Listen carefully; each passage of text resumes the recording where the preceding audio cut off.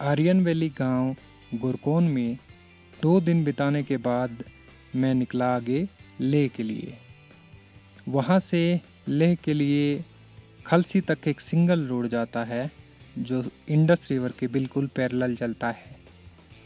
बीच में 10 किलोमीटर के बाद एक छोटा सा गांव आया जिसमें एक चाय की दुकान थी। वहाँ पे चाय पी मैंने और फिर आगे चलता रहा। उस 70 किलोमीटर के रास्ते में इंडस रिवर के किनारे कुछ गांव ज़रूर हैं, पर खाने के लिए कोई रेस्टोरेंट ढाबा नहीं था। तो एक जगह मैं रिवर के किनारे रुका थोड़ी देर रेस्ट करने के लिए। वहाँ झारखंड के कुछ रोड पर काम करने वाले वर्कर थे, वो आए और उन्होंने मुझे खाना खिलाया। बिहार झारखंड से हर साल गर्मियों में 4-5 महीने के लिए बहुत से लोग आते हैं यहाँ बीआरओ के साथ रोड पे काम कंस्ट्रक्शन का जो चलता रहता है वो करने। तो खाना खाने के बाद मैं आगे चला और इस रोड के बारे में मैं बता दूं कि एक तरफ इंडस रिवर है और एक तरफ जो माउंटेन रेंज है वो काराकोरम रेंज है इस एरिया में।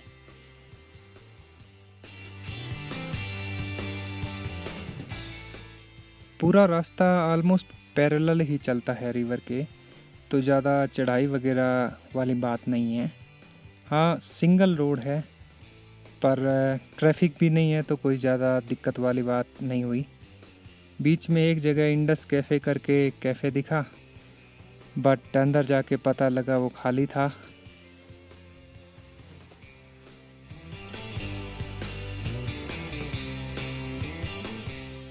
पूरा रास्ता ऑलमोस्ट सुनसान सा रहता है। गांव वगैरह में भी ऑलमोस्ट खाली ही मिलेगा आपको, कोई गली वगैरह में रोड पे ज़्यादा नहीं मिलेंगे लोग। पर बीच में रास्ते में देखने वाली बहुत सुंदर सुंदर जगहें और नज़ारे हैं। वैसे तो जिस तरीके का रोड है रिवर साइड पे इतने सारे पहाड़ हैं, हर जगह जिधर भी नज़र दौड़ाओ देखने वाला नज़ारा ही होता है।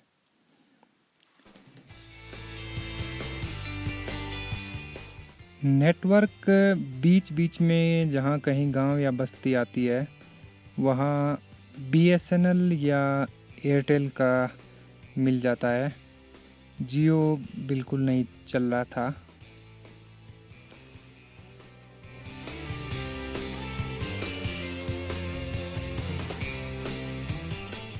जिस तरीके के खूबसूरत नज़ारे सामने आते जा रहे थे, मैंने सोचना बंद कर दिया था कि शाम तक कहाँ पहुँचना है, किस जगह रुकना है।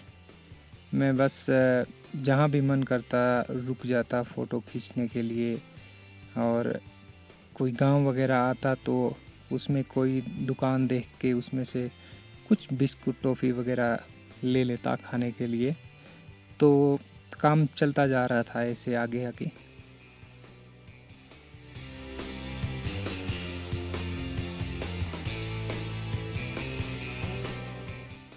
पूरी की पूरी वैली और ये इलाका इतना ज़्यादा खूबसूरत है कि मेरा मन कर रहा था अगर बीच में कोई भी छोटा ढाबा ऐसा मिल जाता ना जहाँ रात को मुझे खाना मिल सकता था, मैं वहीं पे टेंट लगा के बैठ जाता। क्योंकि उस दिन मेरे पास बनाने के लिए खुद के पास भी नहीं था कुछ, तो फिर मैंने चलते रहना ही बेहतर समझा। मुझे पता था खलसी में ढाबे मिल ही जाएंगे क्योंकि वहाँ बाज़ार है। और जैसे जैसे दोपहर के बाद शाम हो रही थी वैसे वैसे मौसम और चारों तरफ का नज़ारा और ज़्यादा खूबसूरत होता जा रहा था। वो पहाड़ों के रंग जो हैं वो शाम की जो सूरज की रोशनी होती है उसमें और उभर के सामने आ रहे थे। तो शाम को मैं खलसी पहुंचा। Good morning. आज खलसी से निकला हूं मैं। कल बड़ा लंबा और मुश्किल दिन था, सारा दिन कोई ढाबा नहीं मिला। शाम को भी शुक्र है एक पेट्रोल पंप पे सोने की जगह मिल गई, और अभी वहाँ ब्रेकफास्ट करके मैं ले के लिए निकला हूँ। इस तरफ खलसी है, ये सिंधु रिवर है इंडस रिवर जिसको कहते हैं हम। ये अपनी गाड़ी है और कई देर होगी, बीच में एक गांव आया पर चाय की दुकान वहाँ भी नहीं मिली, तो आगे चल के देखते हैं। लद्दाख की बस यही बात है कि कई कई दूर आपको कोई गांव मिलेगा और फिर कोई चाय पानी के लिए ज़रूरी नहीं कि कोई छोटा मोटा ढाबा वगैरह मिले या ना मिले।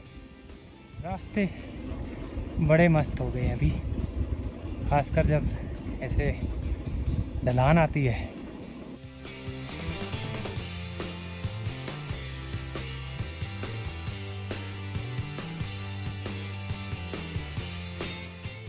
अभी थोड़ी दूर पहले एक छोटा सा ढाबा आया था, वहाँ चाय वाय के लिए रुका मैं। और अभी ससपोल करके एक जगह है आगे, 13 किलोमीटर है, वहाँ तक रोड ठीक रहेगा। फिर थोड़ी चढ़ाई चढ़नी पड़ेगी। हल्की गर्मी हो गई है, वैसे धूप तेज़ है ना, इसलिए।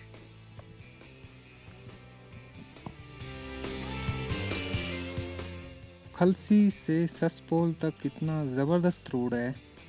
35 किलोमीटर मैंने 2.5 घंटे में निकाल दिए थे।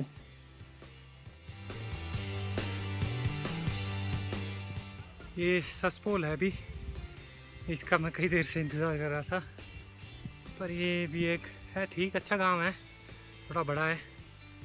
पीछे एक छोटा सा ढाबा टाइप मिला, वो बोला कुछ नहीं है, तो एक बड़ा कैफ़े रेस्टोरेंट टाइप का है, वहाँ मैं गया नहीं क्योंकि मेरी रेंज के बाहर का दिख रहा है वो। बोला आगे लास्ट में गांव के एंड में एक छोटा ढाबा है, वहाँ देखो पता करो खुला है तो देखते हैं।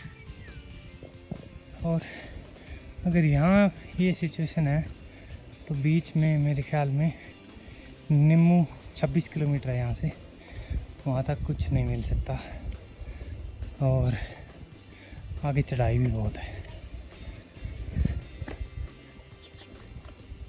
धूप बहुत तेज़ है, गर्मी हो रखी है और चढ़ाई भी है, धीरे धीरे चल रहे हैं, बस थोड़ी और चढ़ाई है, फिर निम्मू तक प्लेन होगा आगे 20-22 किलोमीटर। तो पहले निम्मू पहुंच के देखते हैं, टाइम रात वाले के लिए निकलूँगा, नहीं तो आज निम्मू ही। बीच बीच में कोई गाड़ी आती है टूरिस्ट वगैरह की या फिर कोई ट्रक वाला, नहीं तो बस चारों तरफ ये बियाबान, सूखे पहाड़, ये रास्ता, धूप और अपनी गाड़ी।